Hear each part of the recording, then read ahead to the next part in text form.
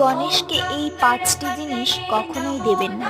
পুজো করলেও ফল হবে অশুভ, রুষ্ট হন গণপতি।